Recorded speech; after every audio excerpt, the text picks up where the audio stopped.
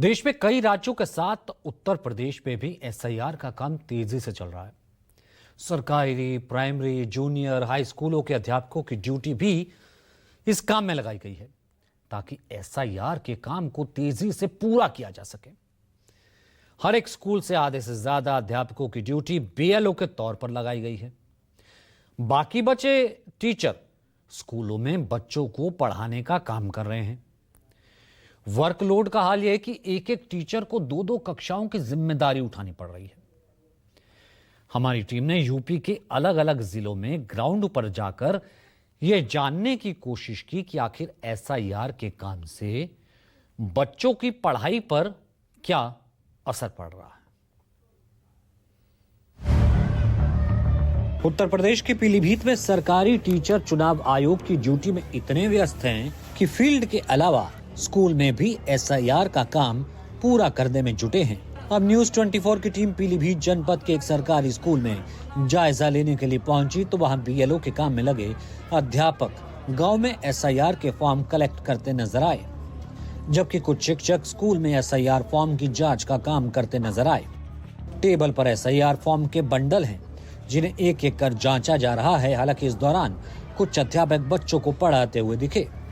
देख सकते हैं कि किस तरह से यहाँ पर एसआईआर कार्य का जो यहाँ पर कह सकते हैं कि ये जो कागजात हैं, ये सारे फॉर्म यहाँ पर फिल किए हुए रखे हैं। सारे अध्यापक लोग अपने कार्य को पूरी तरह से करते नजर आ रहे हैं और ये एसआईआर के कार्य जो है यहाँ पर दिख रहा है क्योंकि यहाँ पर ये सारे फॉर्म रखे हुए हैं और यहाँ भी दूसरी तरफ देखें तो शिक्षक जो है वो एसआईआर का कार्य करते नजर आ रहे हैं। लगातार फॉर्म भरे जा रहे हैं। तो ऐसे में जिस तरह से कार्य हो रहा है और यहाँ बच्चों का शिक्षण कार्य भी चल रहा है।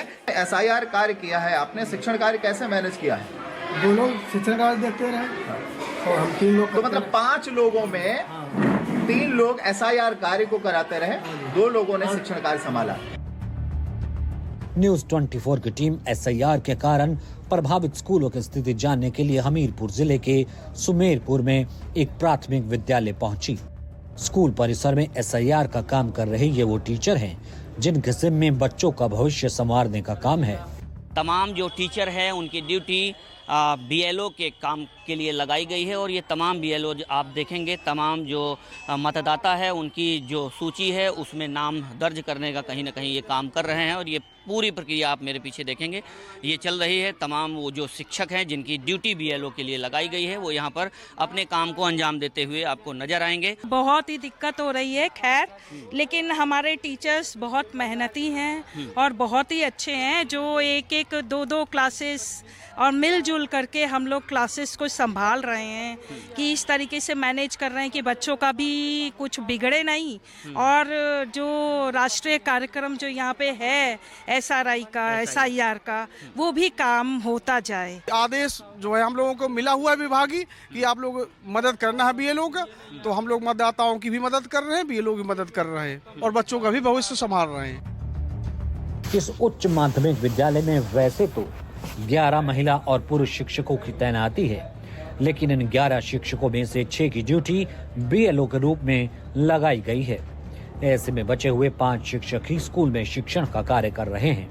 ग्राउंड पर ये जानने के लिए आया हूँ कि आखिरकार जो शिक्षकों की ड्यूटी है वो किस तरीके से लगी है और कैसे अध्यापन कार्य किया जा रहा है। तो आप ये मेरे पीछे देखेंगे बच्चे यहाँ पर पढ़ रहे हैं और मैं क्लास में भी वो दिखाने की कोशिश करूँगा कि किस तरीके से जो टीचर हैं वो अपनी ड्यूटी कर रहे हैं और उसी के साथ में जो बीएलओ का काम है, एसआईआर का काम है वो कैसे किया जा रहा है।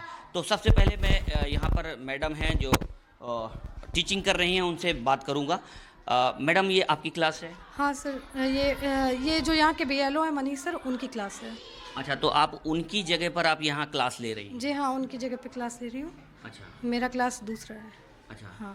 तो क्या ड्यूटी लगी है इस वजह से आपको एक्स्ट्रा एक क्लास लेनी पड़ रही है? हाँ, ड्यूटी लगी है, उसकी वजह से हम लोग क्लासेस तो देखने ही पड़ रहे हैं खैर, और जो भी मतलब गवर्नमेंट के ऑर्डर्स आते हैं उनको फॉलो भी करना होता है साथ साथ में, तो बच्चों की पढ़ाई भी कराना ज़रूरी है, इसलिए देखना ही पड़ता है। पढ़ाने में थोड़ा बहुत क्या प्रॉब्लम्स कुछ आती हैं क्या, या एक्स्ट्रा आपको लगता है कि जो आपकी ड्यूटी है उससे एक्स्ट्रा कुछ काम करना पड़ रहा है?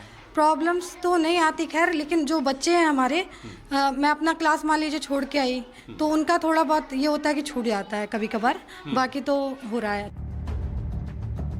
साफ समझा जा सकता है कि आधे से ज्यादा शिक्षक अगर बीएलओ की ड्यूटी कर रहे हैं तो बाकी के बचे शिक्षकों पर 2-2 कक्षाओं में शिक्षण कार्य करने का दबाव होगा। लेकिन हैरानी की बात यह है कि बचे हुए 5 शिक्षक भी अपने बाकी साथियों की मदद करने में लगे हैं, यानी लगभग पूरा स्कूली अमला ही एसआईआर के काम में लगा है। ये था एसआईआर का सच। अब आपको सियासत से जुड़ी एक अलग खबर दिखाते हैं। ये खबर आई है संसद भवन परिसर से, जहां आज शीतकालीन सत्र की शुरुआत हुई। सत्र के पहले दिन कांग्रेस सांसद रेणुका चौधरी अपने पालतू कुत्ते को गाड़ी में बैठाकर संसद भवन पहुंची। एक नया विवाद खड़ा हो गया। सत्ता पक्ष के सांसदों ने उन पर नाटक करने का आरोप लगाया, लेकिन इस विवाद के बीच रेणुका ने ऐसी बात कह दी जो कि आग में घी डालने का काम कर दी। रेणुका चौधरी ने कहा कि जो लोग अंदर बैठे हैं वो काटते हैं, ये नहीं काटते। बीजेपी सांसद जगदंबिका पाल ने तीखी प्रतिक्रिया दी और रेणुका चौधरी के खिलाफ कार्रवाई की मांग की। पाल ने कहा कि अगर सांसद को कुछ विशेषाधिकार मिलते हैं तो उसका दुरुपयोग नहीं किया जाना चाहिए। जानवर को पसंद नहीं करते है ना सरकार। गूंगा जानवर गाड़ी में चले गए तो इनको क्या तकलीफ है? काटने वाला कुत्ता दिखा क्या? इतनी सी तो है, काटने वाले और है पार्लियामेंट में। असली डसने वाले और काटने वाले पार्लियामेंट में बैठे हैं, सरकार चलाते हैं, उसका कोई इतराज नहीं।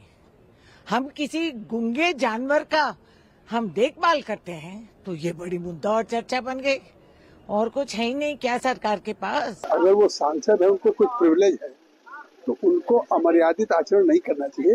ये सदन सांसदों के लिए है, देश की नीतियों को डिस्कस करने की जगह है।